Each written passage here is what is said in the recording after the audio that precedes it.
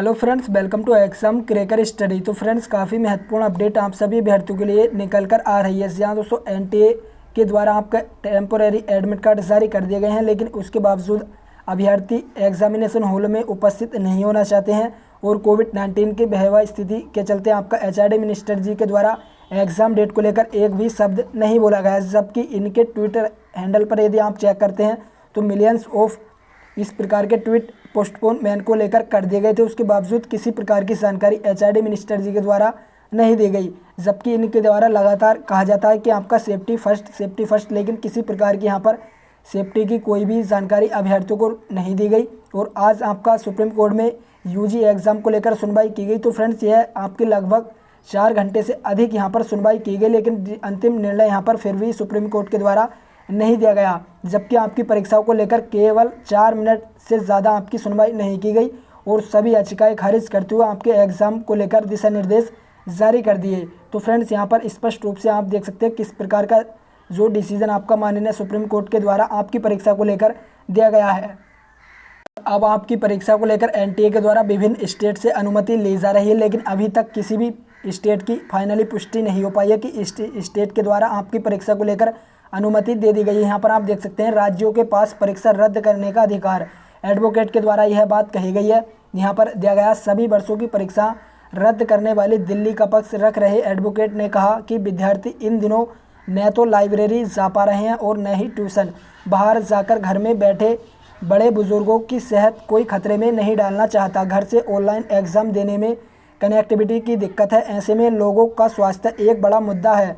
ऐसी स्थिति में राज्यों को परीक्षा रद्द करने का अधिकार है। तो फ्रेंड्स, जैसे कि आप सभी अभ्यर्थी परिचित हैं, लॉकडाउन की छूट केंद्र सरकार ने सभी राज्य सरकारों को दी गई है। कोई भी राज्य सरकार अपने तरीके से न्यू नियम लागू कर सकती है, किसी भी प्रकार से आपका लॉकडाउन की तिथि बढ़ा सकती है और कितनी भी सख्ती अपने राज्य में कर सकती है। उसी के तहत यहाँ पर राज्यों के पास फिलहाल यह अधिकार दिया गया है और इस अधिकार के तहत आपका आर्टिकल 14 का उल्लंघन अभ्यर्थियों के साथ किया गया है। जो आपकी परीक्षा तिथि जारी की गई हैं उसमें आर्टिकल 14 का उल्लंघन स्पष्ट रूप से आप यहाँ पर देख सकते हैं। तो फ्रेंड्स, इस स्थिति में आप अभ्यर्थियों को किसी भी प्रकार के भविष्य के साथ खिलवाड़ नहीं किया जाएगा और आपकी परीक्षा को लेकर अभी काफ़ी बड़ी डिसीजन लेना शेष है। और आज की सुनवाई के दौरान सभी स्टेट के जो वरिष्ठ अधिवक्ता आपके शामिल रहे हैं आपकी परीक्षा को लेकर, केवल आलोक श्रीवास्तव जी और एनटीए के और आपका एक सरकार के जो कि तुषार मेहता जी उपस्थित रहे थे और कोई भी आपकी परीक्षा को लेकर ज़्यादा चर्चा नहीं की गई।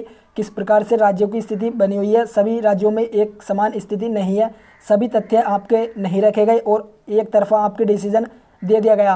आज की सुनवाई की यदि बात की जाए तो फ्रेंड्स, यहाँ पर सभी स्टेट की सिचुएशन को देखने के बाद आपकी यह परीक्षाओं पर डिसीजन लिया जाएगा और आगामी 3 दिनों के लिए इस तिथि आपकी यह एक्सटेंड कर दिया गया। तो फ्रेंड्स, फाइनली यहाँ पर जो अपडेट निकल कर आएगी वह 3 दिनों के बाद आपका फाइनल डिसीजन लिया जाएगा और इस पर आपका पुनः विचार करने के लिए यूजीसी को गाइडलाइन सुप्रीम कोर्ट ने जारी कर दी हैं।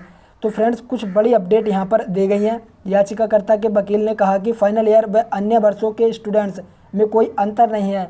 अन्य वर्षों के स्टूडेंट्स को इंटरनल असेसमेंट के आधार पर पास किया जा रहा है, जबकि फाइनल ईयर के स्टूडेंट्स की जान खतरे में डालकर उन्हें परीक्षा देने के लिए कहा जा रहा है।